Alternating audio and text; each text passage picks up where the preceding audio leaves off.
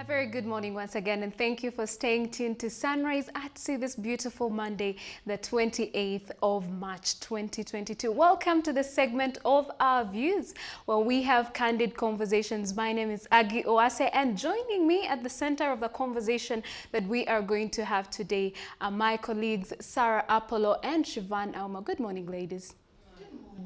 How are you this Monday? Good. High spirits? It should be. Well, today on this segment we are talking about parental guidance.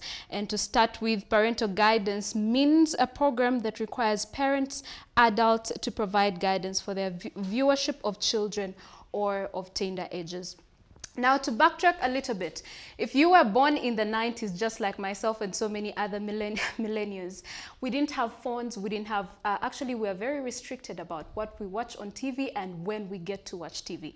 But in this era, from about 2004, that is when the digital era and social media era spiked, and right now we get to see so many kids back in school. A kid as young as 12 years of age has a smartphone. Others, they watch TV all the way from morning to evening, whereas others are not even limited. Parents do not limit their kids on what content they watch because maybe they are too busy, working, and they leave their kids under the care of nannies who do not restrict what they watch or what they do or what they use with their social media platforms. I have seen kids who actually are on Snapchat, a 13-year-old on Snapchat, a 13-year-old on Instagram. They get to post pictures while they're with their friends out.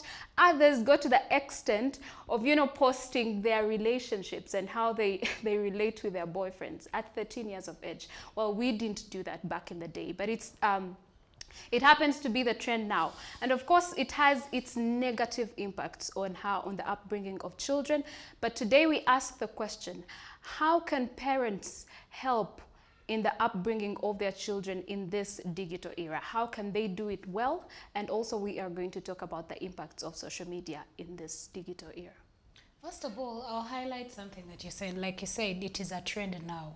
And those were those days. We are not in those days. Manake, can we not suffer for other people's sins? That was those days. We are not in those days. Why should we follow people who were in those days? Now we are moving into a digital era. Gone are the times when you would say, you cannot have a phone at the age of 13. No. Right now we have sharp children out there at the age of 10. They're having their tabs, they're coding this, they're doing that, because that is the era we are in. We cannot say, back then we did not have this, now these days we have this and it's spoiling our children. No, it's not social media, it's not the internet spoiling the children, it's just the children that are just naturally poisoned, I'm thinking, because you could choose to use social media the right way, you could choose to use your gadgets the right way and not be infiltrated by what's happening, or you could choose to use them the wrong way. So I don't think it's an issue of at what age you give them. It should be an issue of maybe the parent as well. Are you regulating? Are you censoring? Are you doing parental control? We have different apps have PG rated things. Different movies also come with PG rated. So as a parent, what are you doing as an adult to make sure that your child is not being overly exposed? But to say that can we do away with it completely, I don't think that is something you definitely can't do away with it completely. Absolutely, yes. Yeah. Sarah, what do you have to say about how parents can ensure proper First of all, upbringing? technology is an essential in this day and age. It's an essential just as water, food, electricity, clothing, education. Technology is an essential because everything is starting to become digitalized. Our banking systems, our school systems. The pandemic, if anything, has taught us that we need technology in our corner. Social media, all these gadgets, everything. I think that perhaps when your child is transitioning into teenagehood or adolescence, that's when you can now introduce them to having their own gadgets. But they're already introduced to this at school. They have ICT classes and STEM classes. So you can't say that children cannot have phones. They should have phones. I mean, there was even a debate to whether to allow children to start having their phones in school. Some schools are already allowing children to take their phones. This is the thing about parenting. You do your best. There's no script to it. There's no working formula.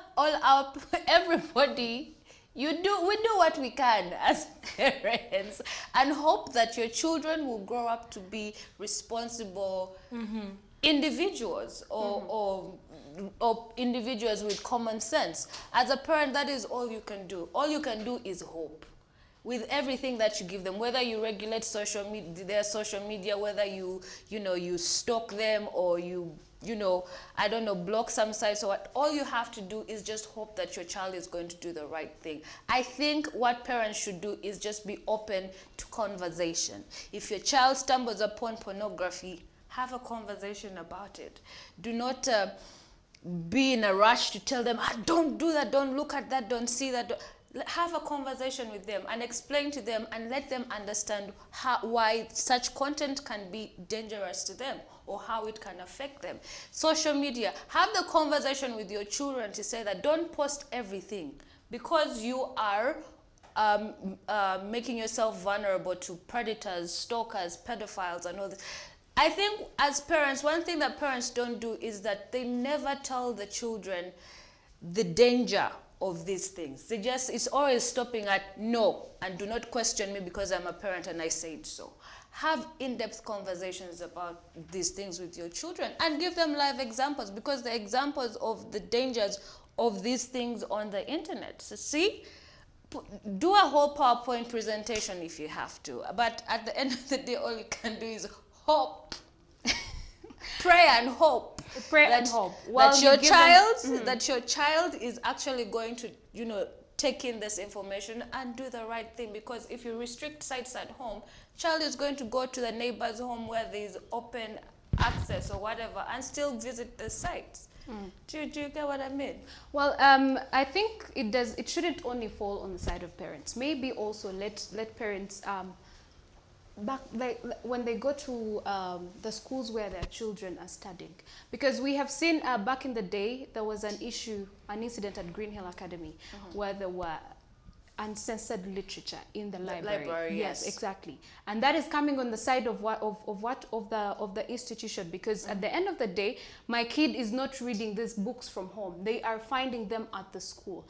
And also in Mississippi, very recently, what happened is a teacher was fired because he was reading to grade 2 kids a book about how can I make my butt better, something like that. Now this is happening at school. So while it falls on the parent, it also does fall on the part of the school. Now, at the end of the day, a parent has no authority on the school, on the side of the school. So what do they do? Because it's collective effort bringing up these kids, and also in this whole social media era, some kids go with their phones to school. We were talking about phones the other day and social media at school. How can parents regulate that?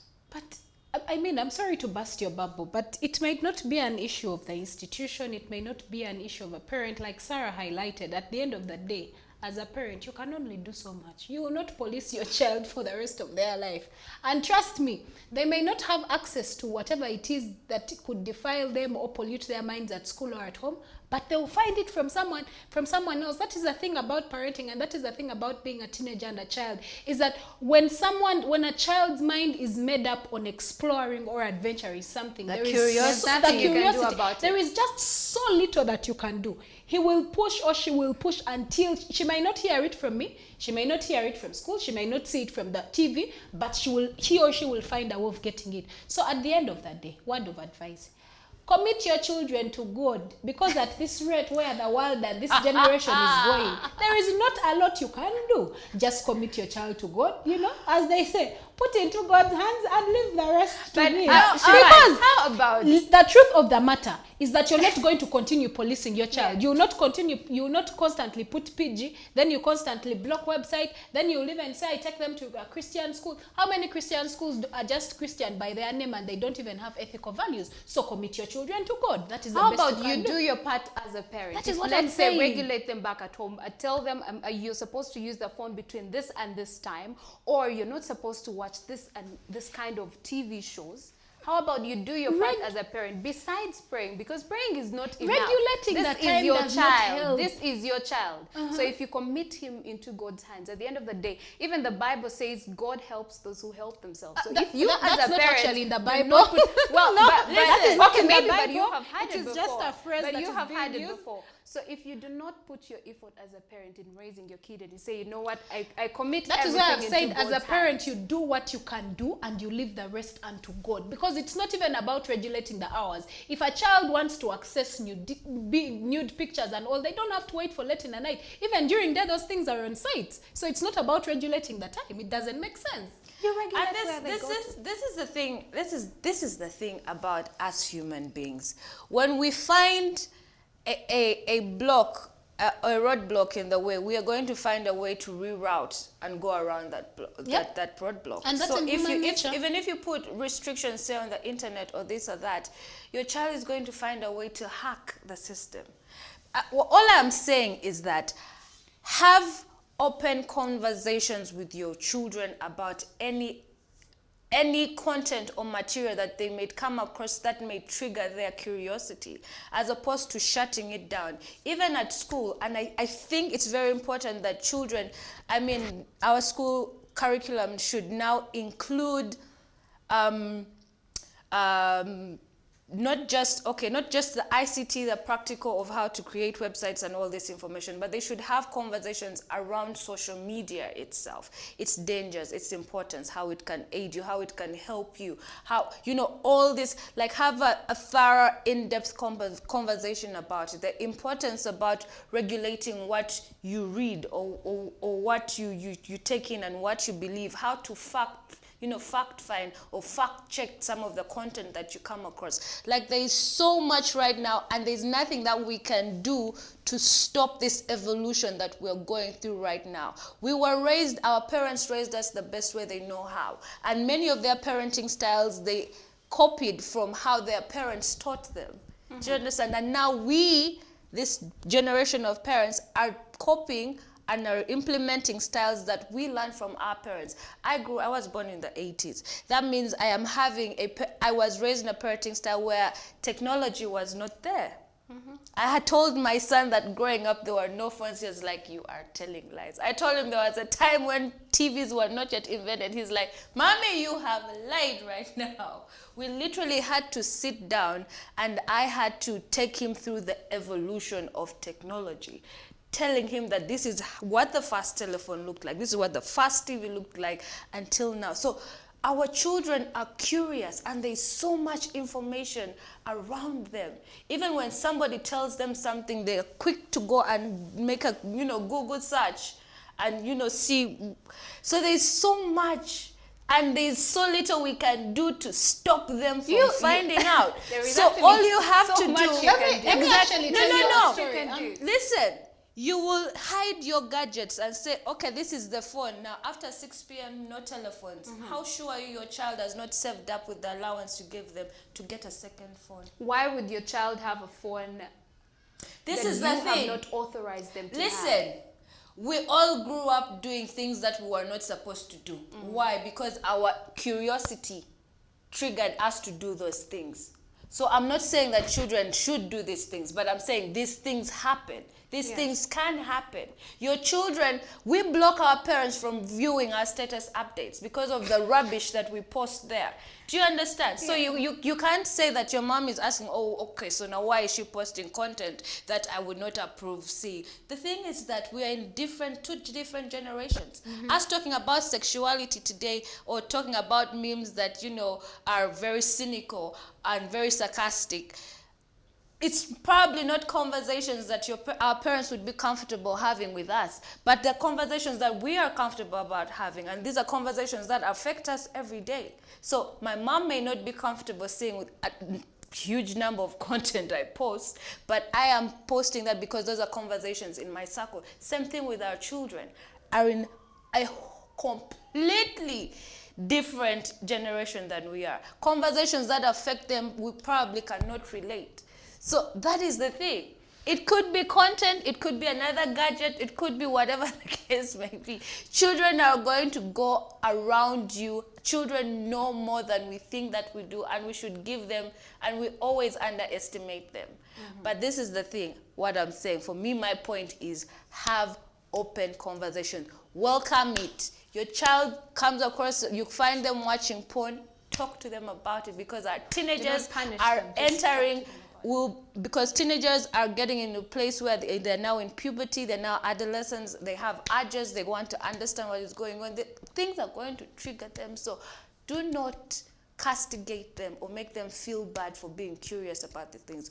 Open, so that you would rather your child comes to you and wants to talk to you about sex and is curious. You want them to learn from you as opposed to them learning from the internet. When your child starts to, be curious about, say, alcohol or smoking or things, you'd want them to come to you first and not have to go to the internet or other people to tell them about it. So have open conversations. That is what I'm saying. All we can do as parents is hope for the best. That is indeed true. And to add on to what Sarah said, and in regard to the subject matter, I would say, on the part of the parents or the people that are posing as parents and guardians, stop being rigid. Yeah. Can you first of all accept that the world is changing? Can you first of all accept that gone are the days when children did not have access to internet and technology?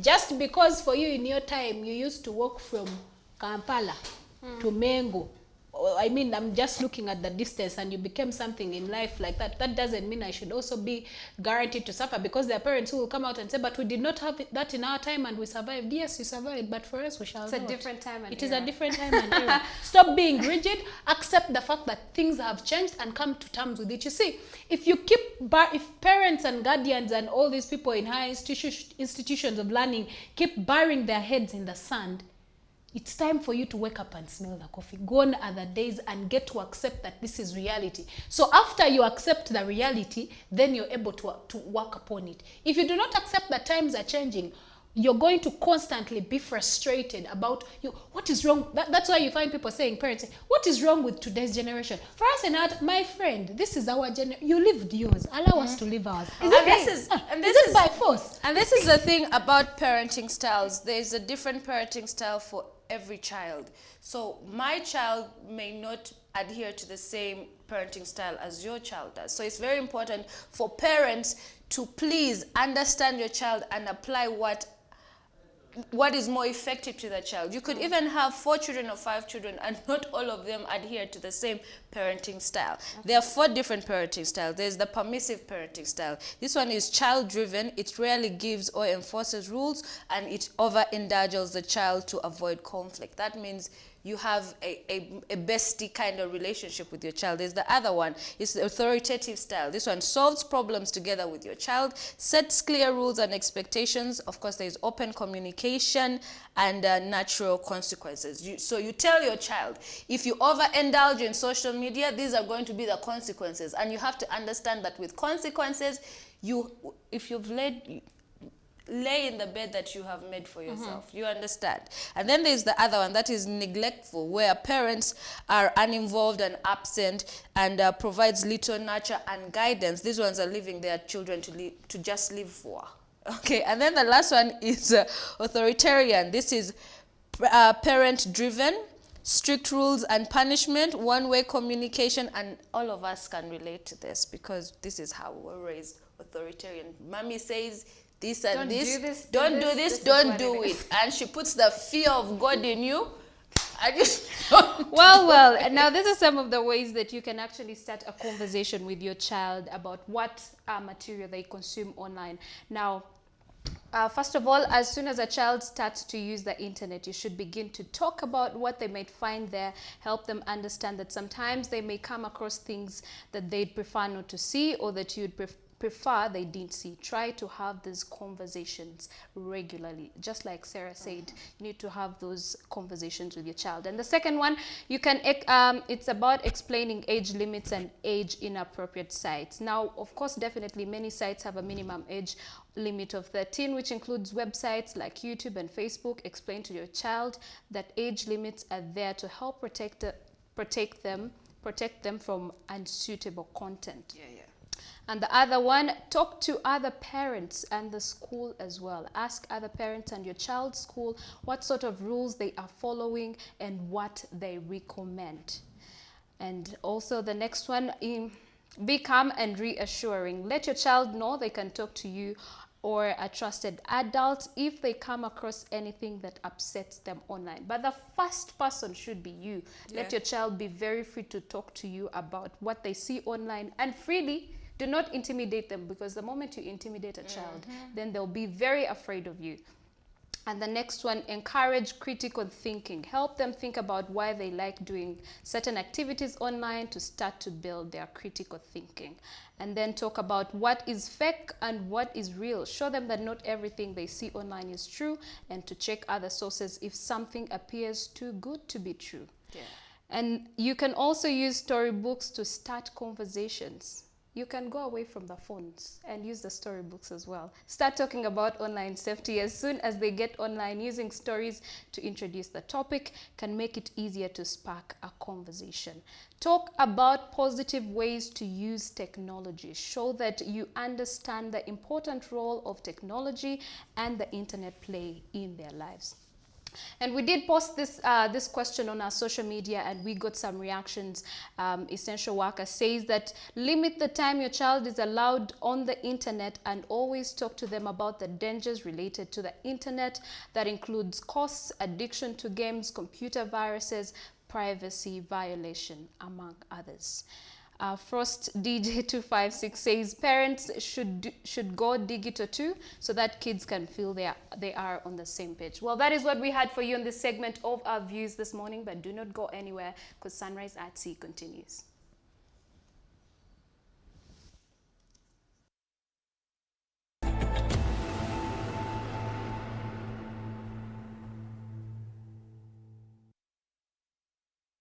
It is exactly 50 minutes past the hour of 8, and we do thank you for joining us this morning on Sunrise at Sea. We hope we did fulfill our promise of keeping you entertained, updated, and informed as to what's happening around the world. Today is a brand new week. Of course, it marks the beginning of a brand new week. So if you have ideas, if you have goals that you would like to achieve, a Monday is the best way to start. Otherwise, we wish you a lovely day ahead, and of course, see you tomorrow, same time. Good morning.